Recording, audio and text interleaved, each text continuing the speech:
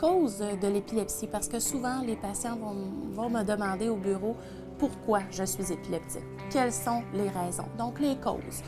Il y a des causes que lorsqu'on fait une résonance magnétique ou un scan de la tête, c'est qu'on va avoir des causes évidentes, telles que une tumeur dans la tête, c'est-à-dire une grosse masse qui va créer une décharge électrique et créer la crise.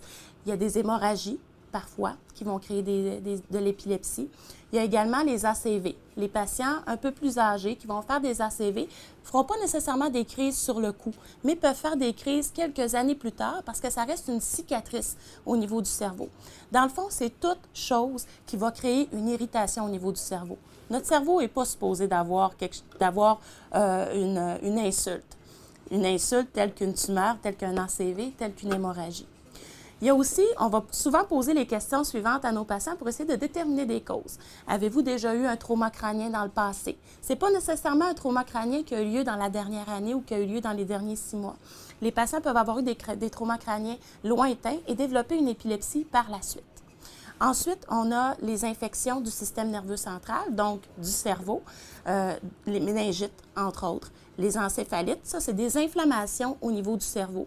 Donc, moi, souvent, je vais demander, avez-vous fait une méningite en bas âge ou une méningite un peu plus tardivement dans votre vie?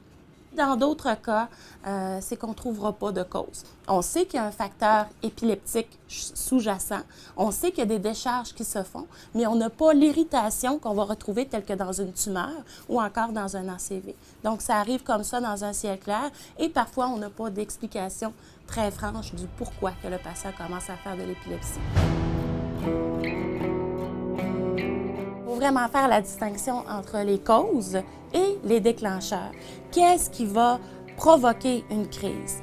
Ce qui va provoquer une crise, entre autres, c'est la fatigue extrême, le manque de sommeil, la prise de drogue ou d'alcool. Il ne faut pas s'empêcher de vivre non plus, sauf que ça reste que la prise d'alcool à un certain niveau, ça prend pas beaucoup d'alcool pour abaisser son seuil.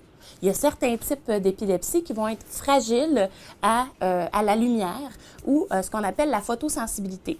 Ma meilleure définition de la photosensibilité, ce sont les stroboscopes dans les bars, dans les discothèques, ou encore, chez ceux qui n'ont pas l'âge d'aller dans les bars ou les discothèques, c'est les lumières très, très rapides, les jeux vidéo pour les adolescents et même les jeunes adultes également, avec beaucoup de flashs lumineux, peut favoriser des crises d'épilepsie.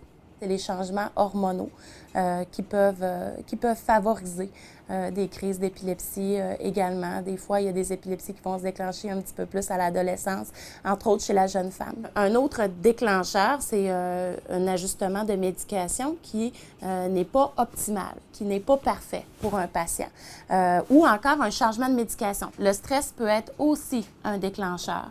Il y a des gens qui vont vivre des stress importants, que ce soit au travail, que ce soit à la maison. Le stress, comme je mentionne, a le dos large. Sauf que ça peut être un facteur précipitant, mais ça emmène d'autres choses. Le stress va faire que les gens vont moins bien dormir, qu'ils vont avoir une hygiène de vie qui est moins bonne aussi. Ça peut créer certains oublis. Mais le stress peut être un élément déclencheur de nouvelles crises, même si le patient prend sa médication de manière adéquate.